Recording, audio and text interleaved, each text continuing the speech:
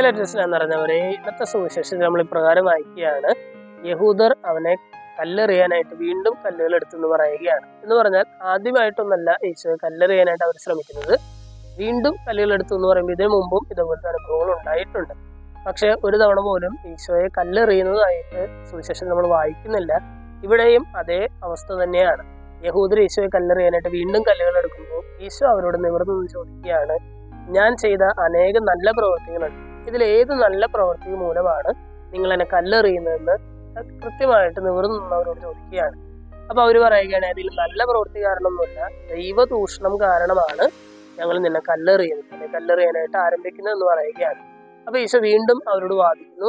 ഈശോ ഏറ്റവും ഒടുവിൽ പറയുകയാണ്: ഞാൻ എൻ്റെ പിതാവിന്റെ പ്രവർത്തികൾ ചെയ്യുന്നില്ലെങ്കിൽ നിങ്ങൾ എന്നിൽ വിശ്വസിക്കേണ്ട, എന്നാൽ ഞാൻ എൻ്റെ പിതാവിന്റെ പ്രവർത്തികൾ ചെയ്യുന്നെങ്കിൽ നിങ്ങൾ എന്നിൽ വിശ്വസിച്ചില്ലെങ്കിലും ആ പ്രവർത്തികളിലെങ്കിലും വിശ്വസിക്കുക എന്ന് പറയുകയാണ്. സ്നേഹമുള്ളവർ, ഇങ്ങനെ പറയാനുള്ള ഒരു ചങ്കൂറ്റം നമുക്കുണ്ടോ എന്നുള്ളതാണ്.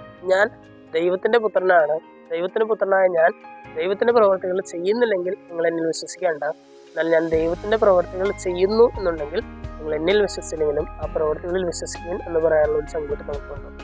ഇന്ന് ഈ വചനഭാഗം വായിച്ച് ചെയ്യുമ്പോൾ നമ്മുടെ ജീവിതത്തെയും നമ്മുടെ പ്രവർത്തികളെയും നമുക്കൊന്ന് അനലൈസ് ചെയ്ത് നോക്കാം. ആവശ്യമായ മാറ്റങ്ങൾ വരുത്തിക്കാം. ദൈവം നമ്മെല്ലാവരെയും സമൃദ്ധമായിട്ട്